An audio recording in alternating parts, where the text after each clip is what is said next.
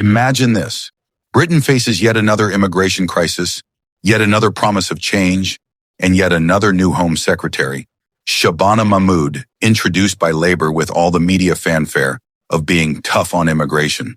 We're told she's a no-nonsense woman, ready to take decisive action. But is that really the truth? Or are we being sold the same recycled story all over again? Her big announcement: she could withdraw visa schemes from countries refusing to take back deported nationals. Could not will, not now, not action, just could. Does that sound like the iron fist Britain has been waiting for? Or does it sound like another headline designed to impress without any real intention to deliver? Look at Europe. Greece has detained and deported. Italy has slashed benefits. Denmark has placed migrants in tent camps. These are concrete moves with immediate consequences. Meanwhile, Britain continues to provide food, clothing, hotel rooms, and 3 meals a day to thousands of illegal arrivals, all funded by taxpayers. Does that look like deterrence, or does it look like encouragement? Now ask yourself, if Britain truly wanted to end this crisis, wouldn't the government be bold enough to do what other countries have already done? Or is Labour simply repeating its old playbook?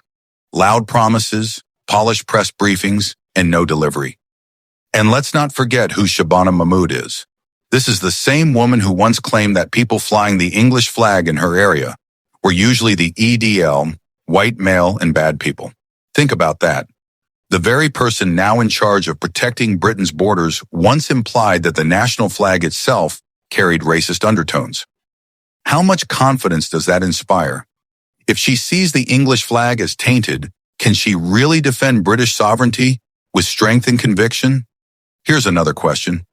If she's happy to wave the Palestinian flag at every opportunity, but hesitant about the English flag, what message does that send to the British public? Should someone with that outlook be trusted to protect national identity and borders? And let's be blunt, if Labour were serious, the solutions are staring them in the face. Suspend asylum benefits until numbers are under control. Halt asylum claims en masse until the system can cope. Enforce mass deportations. Tear up agreements with Strasbourg and Brussels that tie Britain's hands. If there are no free hotels, no taxpayer-funded appeals, no endless benefits, the boats stop. Smugglers lose their business. It really is that simple. So why won't Labour do it? What would you do if you were Home Secretary? Would you end benefits altogether? Would you take Britain out of restrictive European agreements? Or would you keep the current system and hope it magically works? Let's bring it back to everyday reality. Across the country, local councils are buckling under pressure. Communities are being transformed without consultation. Families who work hard, pay taxes, and follow the rules are footing the bill. And when they raise concerns, they're shouted down by Labour MPs, activists, and armies of lawyers who profit from the endless appeals system. Do you think that's fair? Or is it proof that ordinary people have been ignored for far too long? Every Home Secretary before promised action. Everyone failed. So why should the public believe this time is any different? What makes Shabana Mahmood stronger, more determined, more capable than all those before her? Or is she simply another politician in a sharp suit, selling the illusion of control while nothing changes? Here's something to reflect on. Has Labour ever truly been willing to take the hard steps necessary to defend the border? Or is toughness just a slogan that disappears the moment the cameras are switched off? Midway through this story, I want to hear from you. Do you believe Britain needs drastic measures like Greece and Denmark? Or do you think that approach is too harsh and undermines our values? Share your answer, because your voice matters. Back to Mahmood. Her image is polished, her sound bites are ready, but the public isn't buying the show anymore. They've seen through the spin. They know the pattern: speeches, promises, headlines, and behind the curtain, nothing. The longer the government clings to empty words, the more frustrated people become.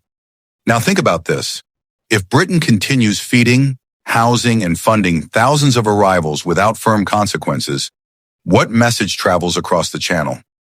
Isn't it a clear signal that Britain is open, welcoming, and willing to provide for whoever makes it across? And if you were a desperate migrant, wouldn't that message encourage you to come? Let me ask again. Do you think Britain should be generous even if it fuels more illegal crossings? Or do you believe generosity without limits destroys the very system it relies on? As we move closer to the end, here's the crucial question. Is Shabana Mahmood truly capable of turning words into action? Or is she simply the latest illusionist, like those before her, selling the promise of strength while Britain remains weak? Because at the end of the day, Britain doesn't need more speeches. It doesn't need more media stunts. It needs leadership with the courage to act, even if those actions are unpopular in Westminster or Brussels. Until that happens, the crisis will continue, communities will keep struggling, and trust in government will erode even further. So I'll leave you with this. Is this the moment Britain finally wakes up? Or will this be remembered as yet another chapter in a long story of broken promises? What do you think? Don't forget to share your thoughts below and subscribe to England. Now 7 so you don't miss the next deep dive into Britain's biggest challenges. Sources: GB News. Coverage of Shabana Mahmood's comments on the English flag and Labour's immigration stance. GB News, BBC News. Reports on European immigration policies in Greece, Italy, and Denmark. BBC News UK Home Office. Official immigration and asylum statistics, UK government.